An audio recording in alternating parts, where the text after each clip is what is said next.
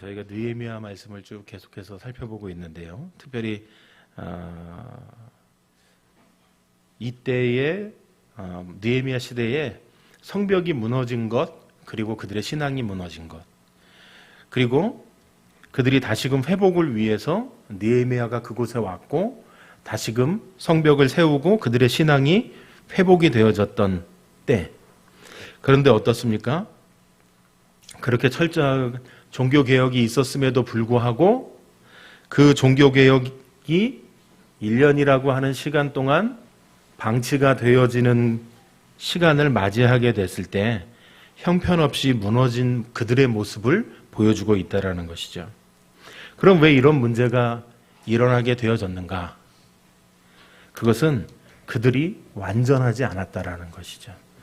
그들이 종교개혁을 일으킬 것만 같은 아주 완벽한 개혁을 이뤄낸 모습을 가지고 그들이 신앙이 회복되어진 것처럼 보여졌지만 그들이 완전하지 않았다라는 것이죠. 그들이 그와 같은 모습 속에서 넘어질 수밖에 없었고 흔들릴 수밖에 없었고, 그래서 그들이 공동체로서의 공동체다운 모습을 잃어버릴 수밖에 없었고, 또 그들이 하나님 앞에 제사하는 온전한 제사의 모습을 유지하기 어려웠고, 또 그들이 공동체에 구성된 구성원으로서 살아가는 모습이 구성원답지 않은 모습들이 존재했었다라는 것이죠. 그러니까 하지 않기로 결심했고 결단했고 고백했고 그렇게 하겠노라 했던 모든 것들이 1년이라고 하는 짧은 시간 동안에 무너질 수밖에 없는 결과물을 가져왔다라는 것입니다. 우리 역시 마찬가지라는 것이죠. 은혜를 받았고 은혜를 경험했고 무언가 하나님께서 우리를 통해 역사하실 것 같은 기대감과 소망과 막 이런 마음이 막 끌어오르다가도 어느 날 아침인가부터 우리에게 소망 없는 내 삶의 현실이 눈에 보여지고, 그리고 달라지지 않았던 내 삶의 모습들이 발견되어지는 순간부터 어떻게 되어집니까? 끊임없는 나락 가운데로 우리의 생각이 떨어질 수밖에 없는, 그래서 내 자신을 한탄하고 내 신앙을 돌아보면서 그동안 이루어놓은 것 없는 것 같은 내 모습에 안타까워하고, 그런 생각과 사고가 사실은 계속 부정적인 사고를 만들다라는 것이죠.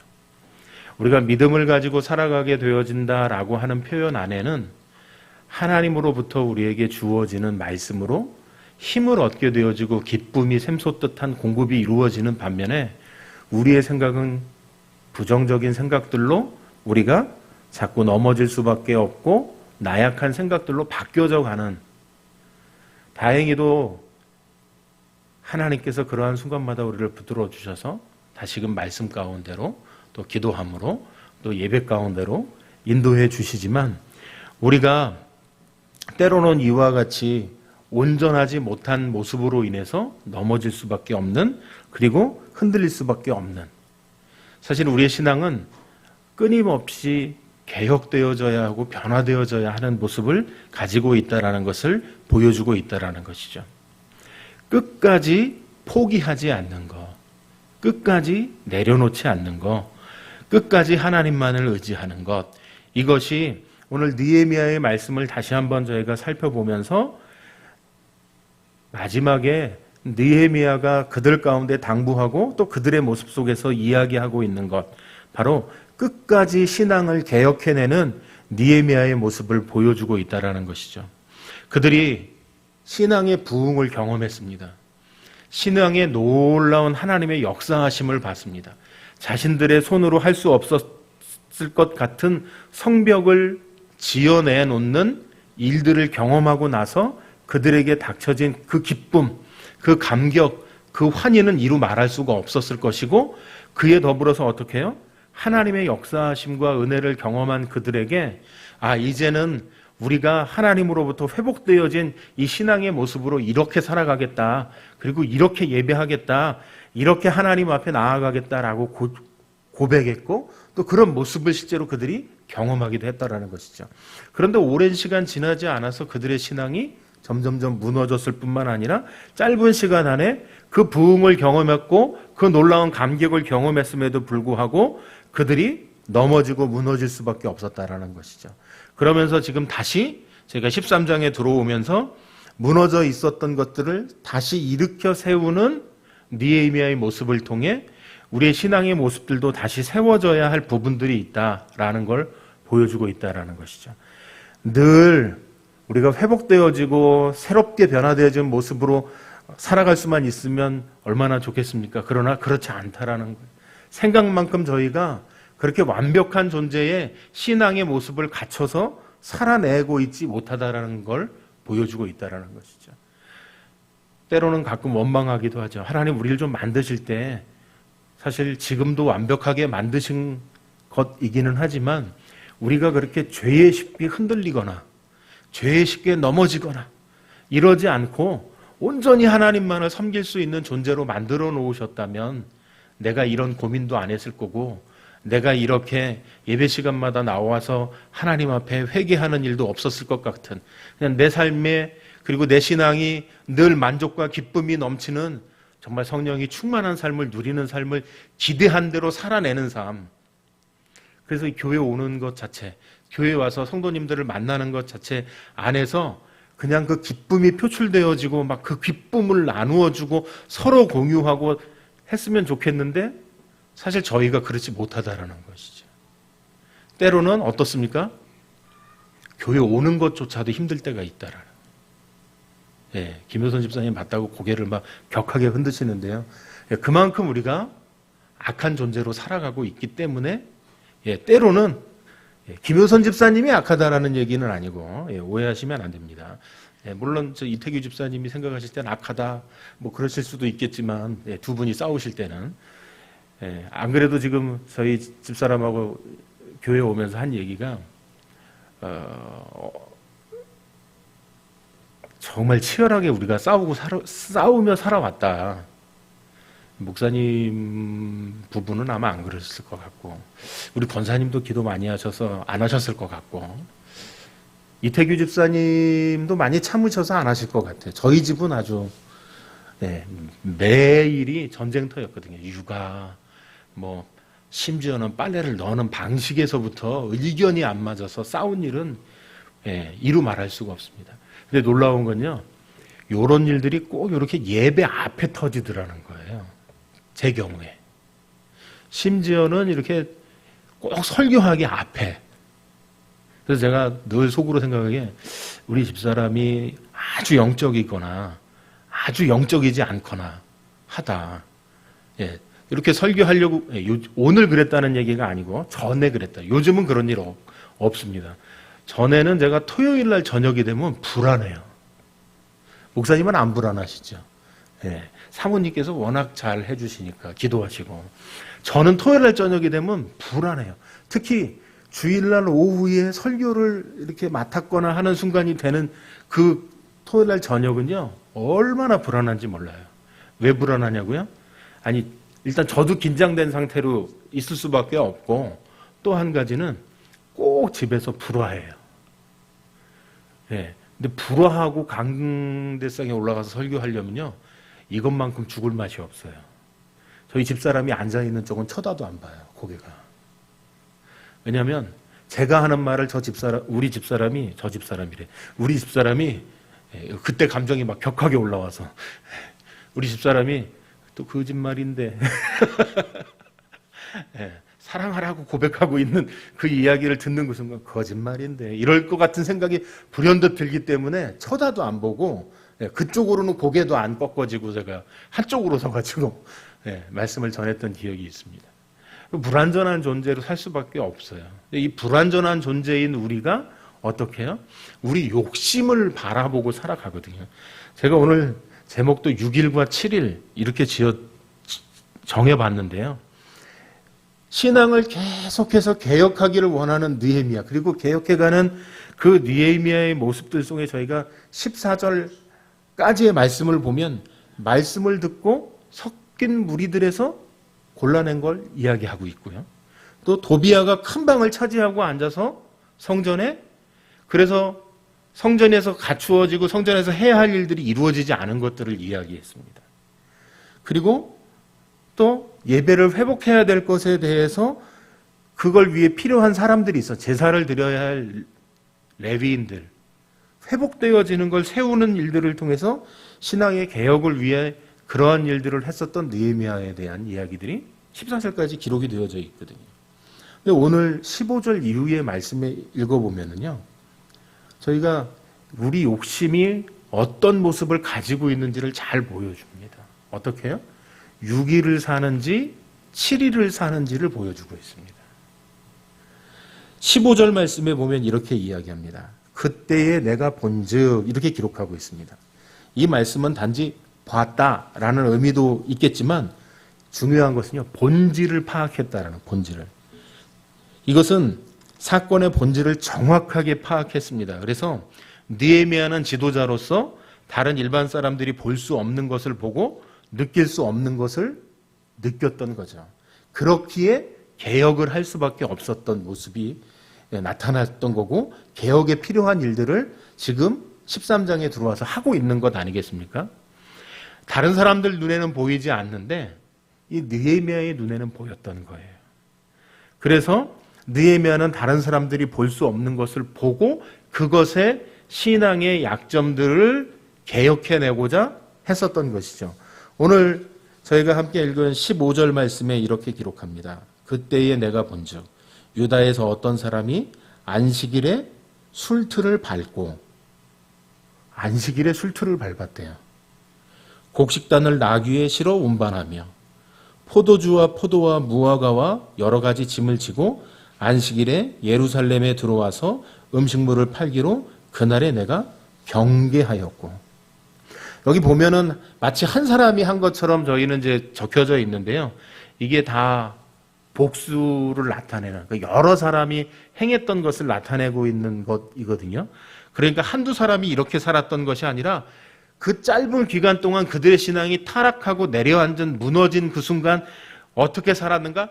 거의 모든 사람들이 이렇게 변했었다라는 걸 이야기하고 있다는 거예요.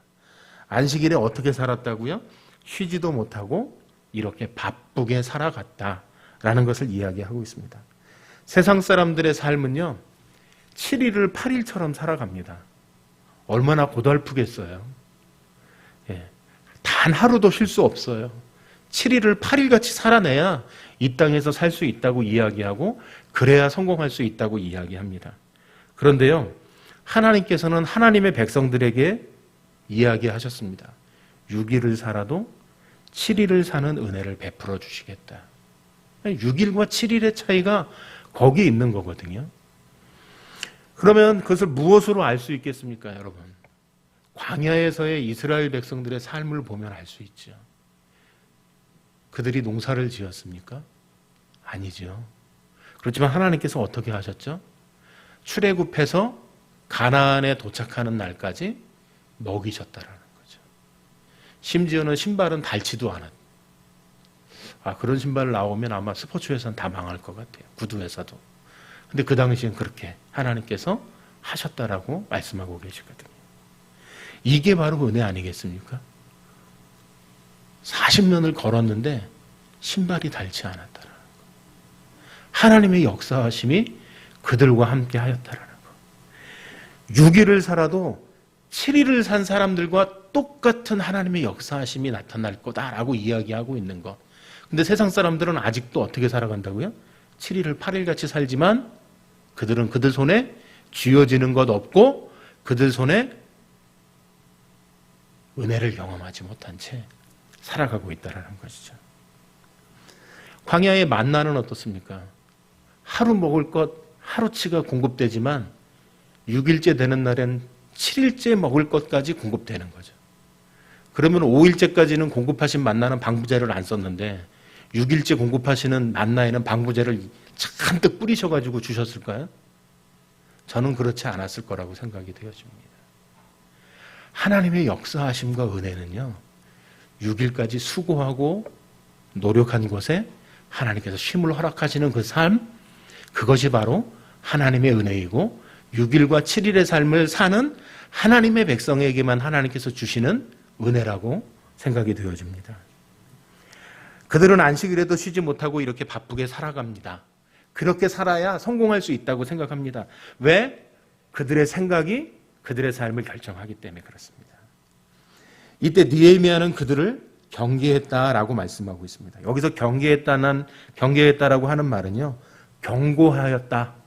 또 한 가지는 그들을 교육시켰다라는 뜻이 담겨져 있습니다. 안식일이 어떤 날이고 어떻게 지켜야 하고 어겼을 때는 어떤 심판이 있는지를 말씀으로 그들에게 교육시켰던 것을 이야기하고 있고, 또 지키지 못했을 땐 어떤 경고의 일들이 있는지를 설명해 주고 있었던 것이죠. 느헤미야는 그들을 처벌하기 전에 먼저 그들에게 관용을 베풀고 다시 한번 회복할 수 있는 기회를 제공하고 있다는 것이죠.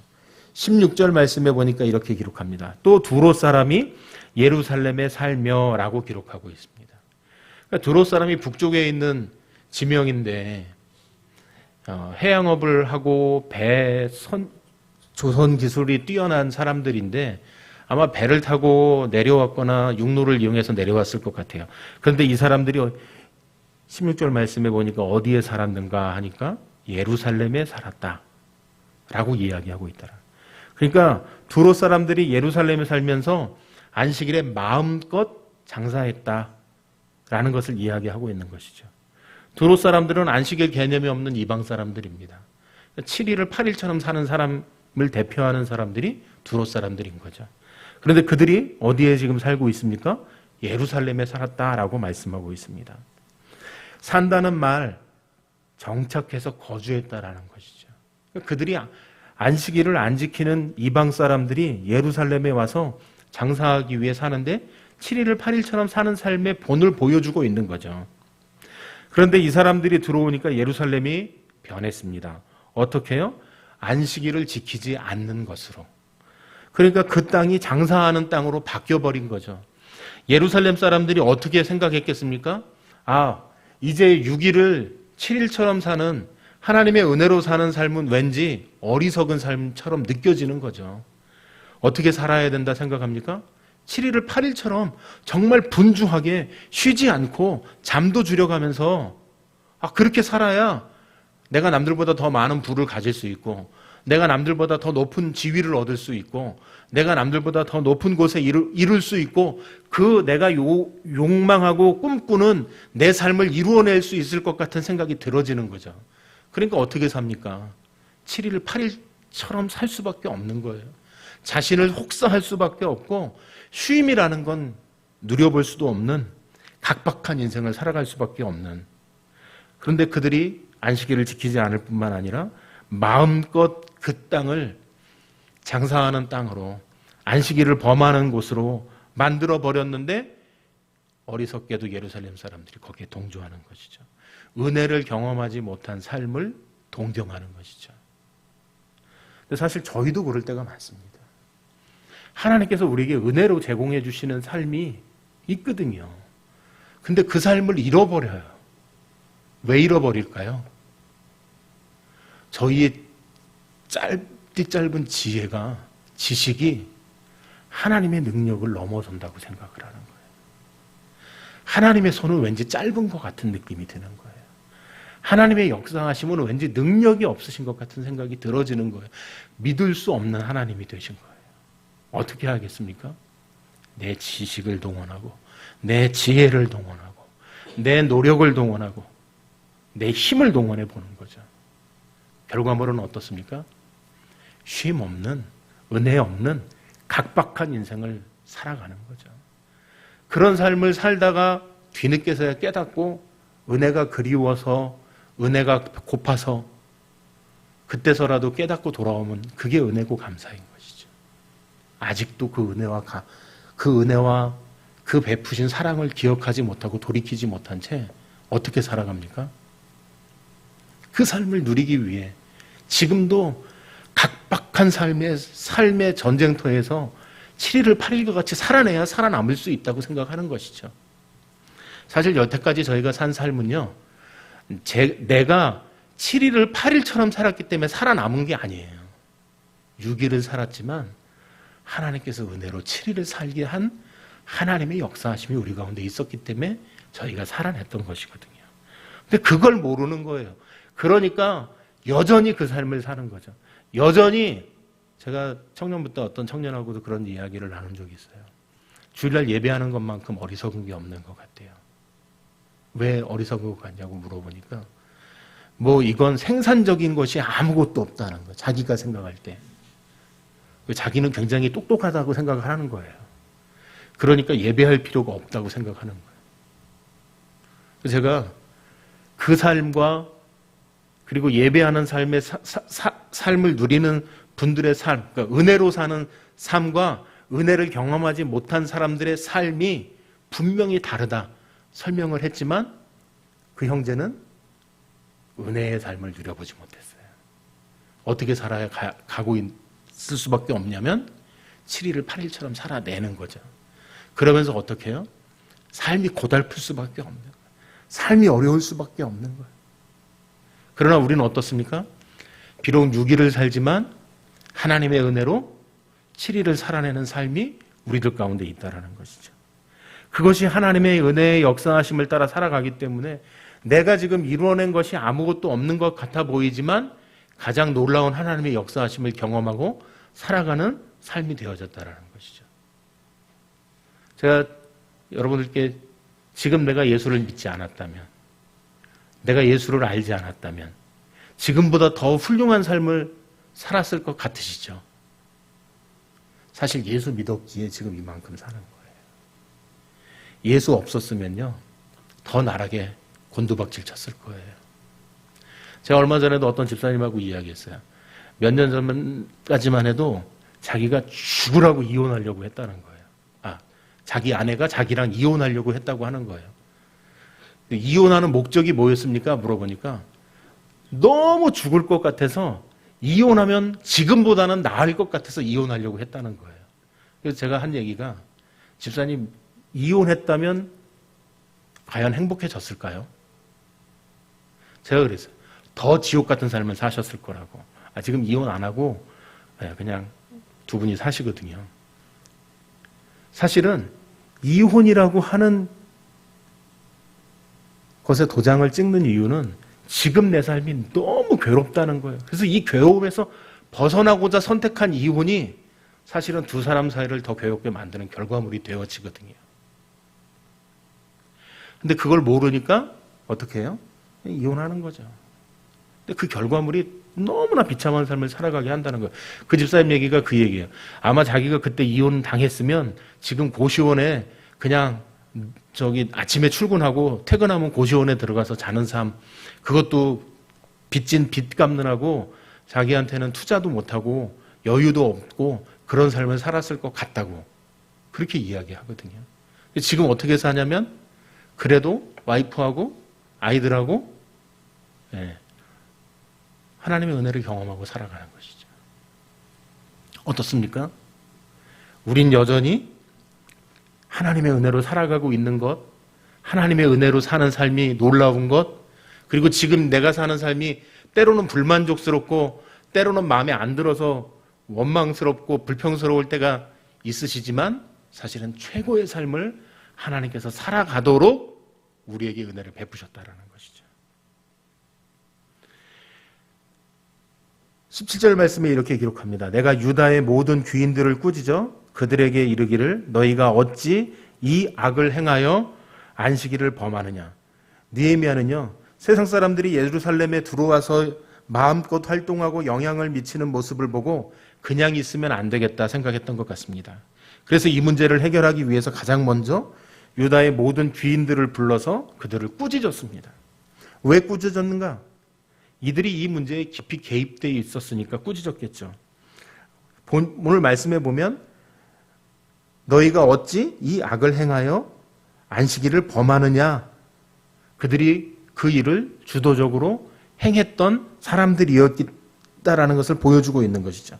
그러니까 지금 예루살렘이 이 상황이 되어진 것은 이 사람들에게 책임이 있다는 것을 이야기하고 있다는 것이죠. 이 사람들이 모든 안식일에 시장을 운영하고 거머쥐고 또 그것이 운영되어지고 이익이 나오는 그리고 그 이익을 거둬가는 그런 중요한 위치에 있는 사람들이었을 것이거든요. 근데 이런 일들이 일어났다는 것, 그 사람들이 그 일들을 허용해 줬기에 가능했었다라는 것이죠. 느헤미야는 그들을 향해서 이런 일이 악을 행하는 것이다 라고 이야기하고 있는 것이죠. 왜 안식일을 지키지 않는 것이 악을 행하는 일이 되어졌는가? 안식일이 어떤 날인가? 일주일 중 하루를 거룩히 구별해서 온전히 하나님께 예배하는 날 아닙니까? 사실 저희가 이게 무너진 이유가 이 코로나를 무시할 수가 없는 시대를 살아가고 있습니다. 사실은 내 힘으로 사는 것이 아니라고 말씀드렸잖아요. 내 힘으로 살지 않기 때문에 하나님의 은혜를 경험하여야 할 수밖에 없고 하나님의 역사하심을 경험할 수밖에 없는 날, 안식일이 이루어지는 날, 우리의 모든 삶이, 모든 날이 하나님의 역사하심과 하나님의 은혜 가운데 있어야 하지만 특별히 하나님께서 말씀하신 그 날을 기억하고 지켜야 한다는 것이죠. 내 힘으로 사는 것이 아니라 하나님의 은혜로 산다는 것을 고백하는 것이죠. 어떻게 해요? 6일을 살지만 7일을 살아내는. 대부분 세상 사람들은요, 열심히 살면 살수록 풍족한 인생, 내가 만족한 인생, 내가 기대한 인생 살 수 있다고 생각하고 실제로 그런 삶과 그런 삶을 누릴 수 있다고 생각하기 때문에 그렇게 행하는 것입니다. 넉넉한 인생이 되려면 쉬지 않고 열심히 살아야 한다. 남들이 잘 때 더 일어나서 일해야 한다. 그래서 24시간 일할 수밖에 없고 잠도 쪼개서 살 수밖에 없고, 그러나 어떻습니까? 하나님의 백성들에게는 이 법칙이 통하지 않는다라는 것이죠. 하나님의 백성들에겐 하나님의 법칙으로 살아가는 것이죠. 어떻게 해요? 내 능력에 의해 달려져 있는 것이 아니라 하나님의 은혜에 따라 달려져 있다라는 것을, 그러니까 6일을 살지만 7일을 사는 그 결과물들이 돌아오게 되어지는 것 아니겠습니까? 안식일을 지키고 살아가는 하나님의 백성들에게 하나님께서 어떻게 해요? 내 인생을 책임져 주신다라는 것을 고백하고 있다라는 것이죠.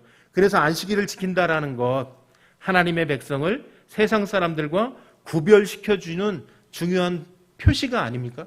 세상 사람들은 안식일이 어떻게 해요? 그저 가족들과 행복해지는 것. 어젠가도 국민일보 보니까 지금 교회 나오고 있는 분들이 교회를 나오는 목적 중에 하나가 우리 가족이 행복해지는 것이 최고 목적이 되어져 있더라고요. 그래서 기도 제목도 다 그런 행복과 관련되어져 있는 기도 제목을 내어놓는 것 밖에는 없다라고 이야기하면서 신문을 쓴 걸 제가 봤습니다. 마찬가지로요, 하나님의 백성들을 하나님께서 세상과 구별 지어주셨고 구별되어진 그 백성들이 안식일, 주일을 지켜지게 되는 것, 어떻게 해요? 예배하는 것, 거룩하게 되어지는 것. 늦잠 잘 수 있는데 늦잠 못 자고 교회에 온다고요? 근데 어떻게 해요? 구별되어진 하나님의 백성으로 하나님 앞에 예배하게 되어질 때 하나님께서 우리의 삶에 은혜를 베풀어 주시는 것이죠. 우리가 감당할 수 없는 은혜를 베풀어 주시는 것이죠. 그래서 내가 무엇을 해서 이루어낸 것이 아니라 하나님께서 역사하셔서 하나님께서 계획하신 대로 우리의 삶을 이끌어 가시는 것이죠. 하나님을 신뢰하는 사람만 이런 삶을 살 수 있다. 하나님을 믿는 하나님의 백성들에게 하나님의 법칙으로, 하나님의 방법으로, 하나님의 역사하심으로 하나님의 은혜가 임하게 되어진다는 것을 말씀하고 있다는 것이죠. 그러면 우리에게 이렇게 구약시대 안식일을 어떻게 개혁적 신학을 가진 우리가 이것을 받아들이고 해야 하는가? 소요리 문답 59문에 보니까 이렇게 기록하고 있습니다.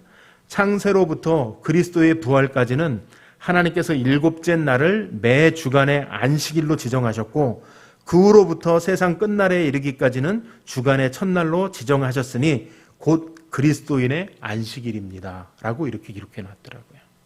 안식일에 대한 이야기, 우리가 주일을 안식일로 지키며 살아가야 한다는 것을 이야기하고 있다는 것이고, 그것은 하나님께서 우리에게 주일을 거룩하게 구별해서 안식일로 지키는 것, 내 힘으로 사는 것이 아니라 하나님의 은혜로 살아가는 하나님의 백성임을 고백하는 것이라는 것을 기록하고 있다는 것이죠.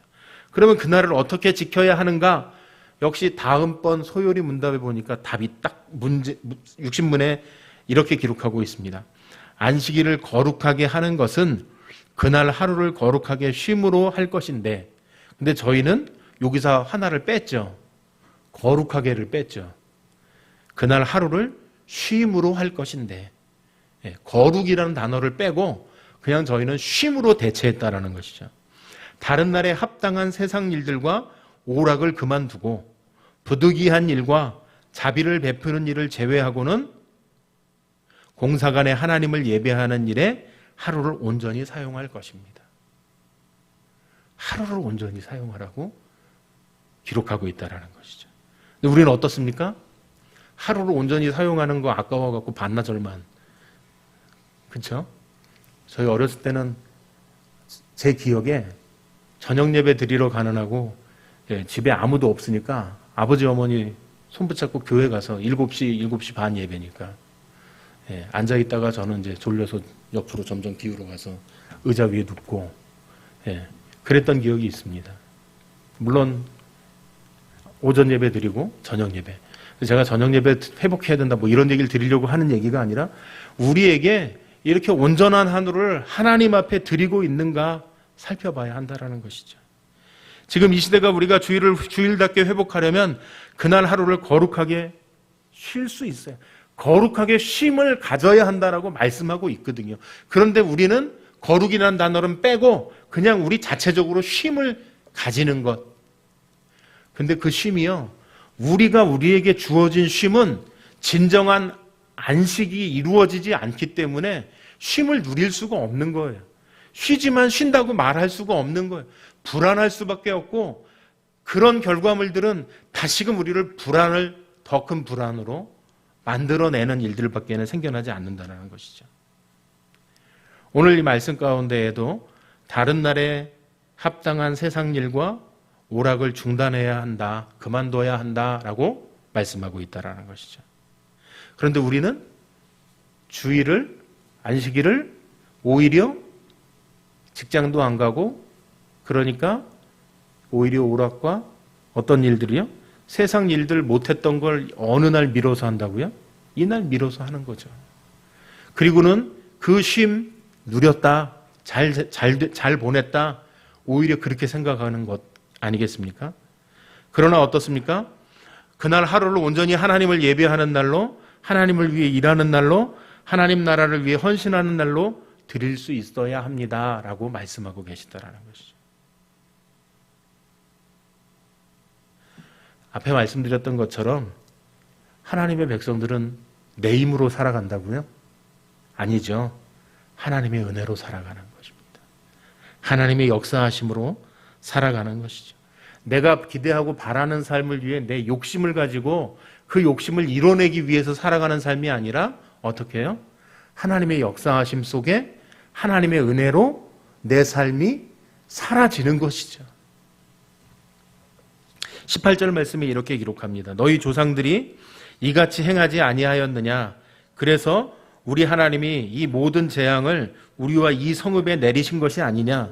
그럼에도 불구하고 너희가 안식일을 범하여 진노가 이스라엘에게 더욱 심하게 임하도록 하는도다 하고, 안식일이 무너지면 어떤 일이 일어날지를 18절에서 소개하고 있습니다.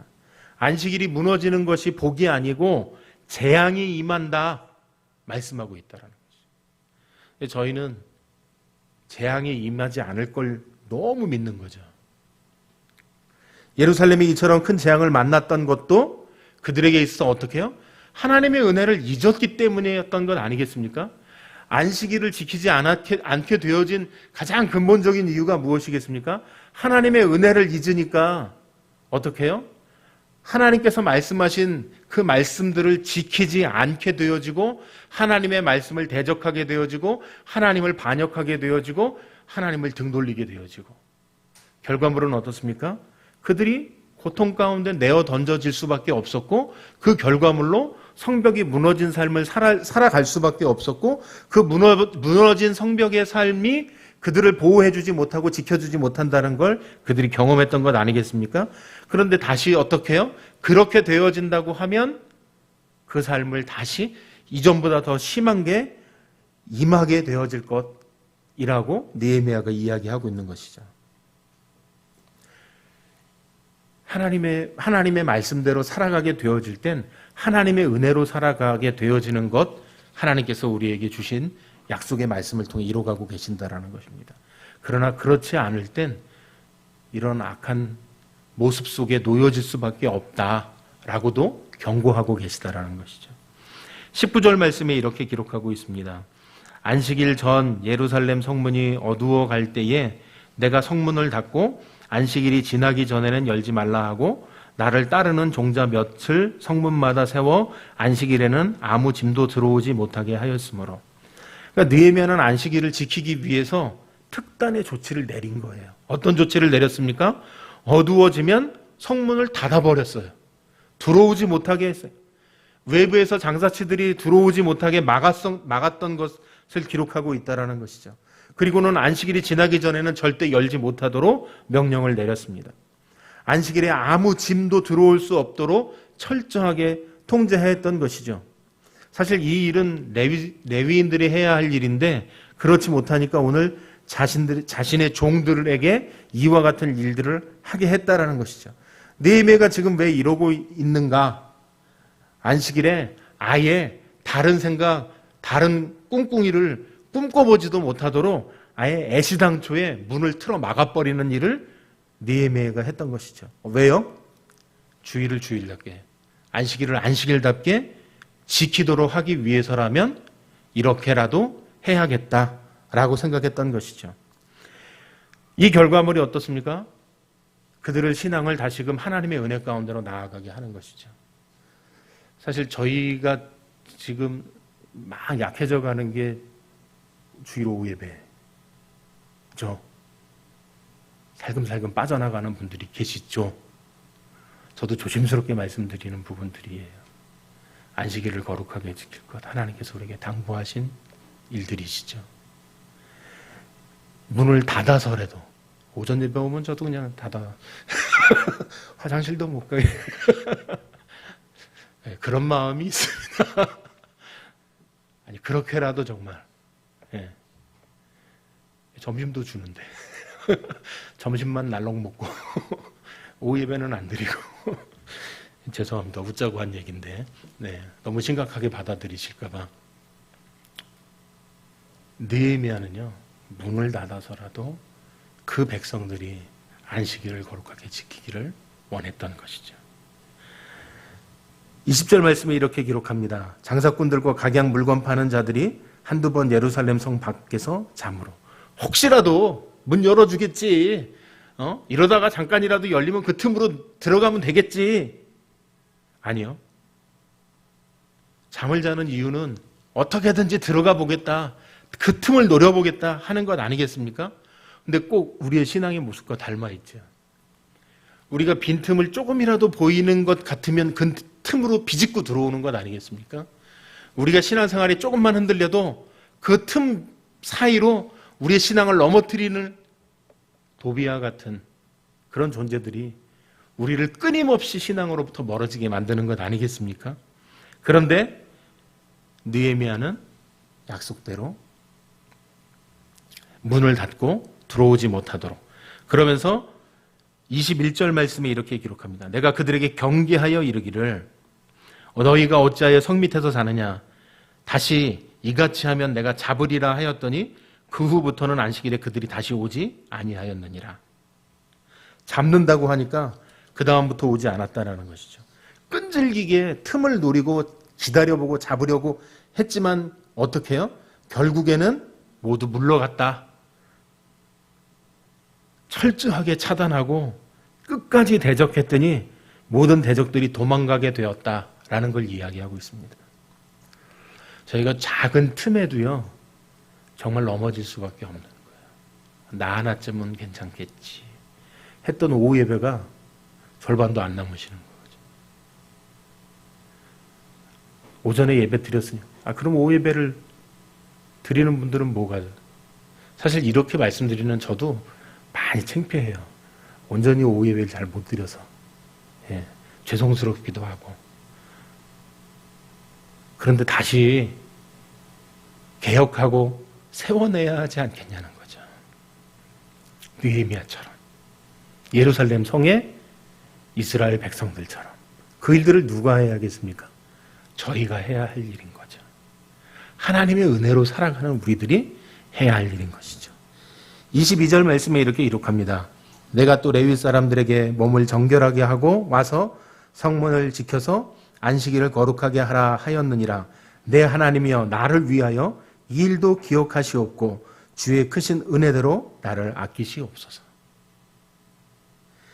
마지막으로 느헤미야는요, 레위 사람들을 정결하게 준비시켜서 안식일을 거룩하게 지키는 사역을 그들에게 다시금 맡깁니다. 왜냐하면 안식일 개념이 없었거든요. 그러니까 그날에 장사하고 뭐 해도 그걸 전혀 개의치 않았던 것이거든요. 그런데 이제 오늘 어떻게 해요? 이렇게 이 정결하게 하고 성문을 지키는 일까지 그들에게 주어졌다라는 것이죠. 우리의 신앙은 날마다 변화되어져 가고 개혁되어져 가야 합니다. 그런데 알게 모르게 우리의 신앙이 넘어지고 연약해진 신앙이 되어졌다라는 것이죠. 어떻게 보면 핑계는 참 많아요. 저도 핑계 댈 걸 늘 찾는 사람이 되어져 있더라고요. 코로나니까.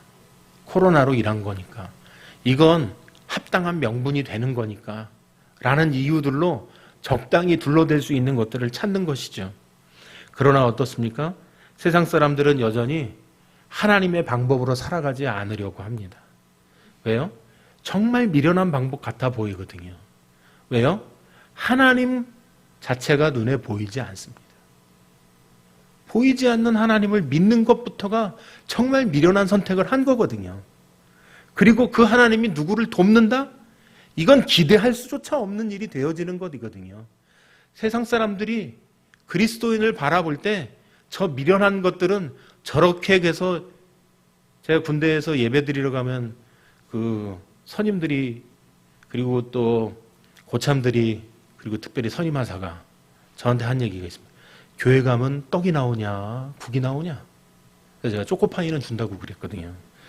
근데 어쨌든 국도 안 나오고 떡도 안 나오지만 우리가 하나님 앞에 나아갈 때 하나님께서 은혜를 공급하신다는 거예요. 저는 이런 생각이 있어요. 저는 군 생활 30개월 하는 동안에 제 마음속에 하나님의 은혜가 아니었으면 저는 군 제대를 못했을 것 같아요. 저는 군대를 가고 훈련소를 가고 자대를 배치받고 모든 과정 속에 저는 이렇게 기억해요. 이 모든 것이 하나님의 은혜였다. 제가 행군 많이 할까 봐 포병 보내주셔가지고 1년에 딱 2번만 행군하면 됐어요. 다 차 타고 다녔거든요. 포병이니까. 저는 그것도 감사해요. 가끔 무거운 포탄을 날라서 그렇긴 하지만, 예, 그건 뭐 몇 때려도 안 터지는 포탄이니까 관계없어요. 감사해요. 150발씩 날르고 뭐 했어도 힘들지 않았어요. 그게 감사했어요. 제대할 수 있었다라는 것. 건강한 모습으로 제대할 수 있게 해주신 것 감사하다. 그것이 은혜였다라고 생각이 되어지거든요. 우리 삶이 어떻습니까? 하나님의 은혜를 경험하고 하나님의 은혜대로 살아간다면, 하나님의 역사하신 대로 살아간다면 주일을 지키는 것, 안식일을 지키는 것, 이것이 기쁨이고 이것이 감사고 이것이 은혜가 되어지는 것이죠. 세상과 우리가 구별되어지는 방법이 뭐가 있습니까? 세상 사람들은 세상의 방법대로 여전히 살아갈 겁니다. 그러나 하나님의 백성은 하나님의 방법대로 살아가는 것이죠. 어떻게 해요? 안식일을 지키면서, 주일을 거룩하게 보내면서, 예배하면서, 찬양하면서, 복음 전하면서, 함께 헌신하면서, 그 삶이 우리들 가운데 있게 될 때 우리의 신앙이 변화되어지는 거죠. 그러니까 주일날 저희가 만나면 기쁨이 있는 거죠. 만약에 기쁨이 사라졌다면 내가 하나님의 말씀으로부터 멀어지고 있는 것이죠. 다시 돌아가는 방법은요, 말씀으로밖에는 방법이 없는 것 같아요. 성경 읽기, 큐티하기, 기도하기, 이런 방법들, 영적인 훈련 말고는 돌아갈 방법이 없는 것 같아요. 내 자신이 잘 참고 인내하는 사람이고 내가 다른 사람들에 비해서 성품이 좋은 사람이니까, 아니요. 절대로 그렇죠. 차라리 그렇다면 저는 오히려 성품이 나쁜 사람이었으면 좋겠어요. 하나님의 은혜를 많이 깨닫게. 내가 더 많은 죄를 저지르면, 오해하시면 안 돼요. 제가 그래서 뭐 다른 범죄를 하겠다 이런 뜻이 아니라, 그런 나쁜 성품 때문에 내가 바르지 못하다 할지라도 하나님의 은혜를 깨달을 수만 있다면 오히려 그런 모습이 날 수도 있는 건 아닌가. 내 성품 속에 감춰져 있는 내 죄악들 때문에 난 착하니까, 난 예수 없어도 살 것 같다니까, 법이 없어도 살 것 같다니까, 이런 얘기 들으시는 분들이 오히려 예수 잘 안 믿으세요. 그러나 어떻습니까? 구박하고 잘못하고, 저희 집사람하고 요즘 매일 큐티하면 저희 집사람이 매일 회개하는 게 뭐냐면 우리 남편한테 못한 거, 이제 미안해서 그만하라고 그래도 매일 그것만 회개해요. 자기가 못해줘서 미안하다고. 제게 은혜가 돼요. 나도 못해줘서 미안하다고. 저희가 한 17년 가까이는 전쟁 속에서 살았던 것 같으니까. 근데 어떻습니까? 이제 느껴지는 것, 은혜로 사는 것이구나. 이게 은혜로 사는 것이구나. 안식일을 지키는 것, 주일을 지키는 것, 말씀을 지켜 살아가는 것, 이것이 바로 우리 안에 안식일을 거룩하게, 주일을 거룩하게, 그 속에 하나님의 백성으로 살아가는, 하나님의 방법대로 살아내는 하나님의 은혜가 임하게 되어지는 하나님의 자녀들이 되어지시기를 소망합니다.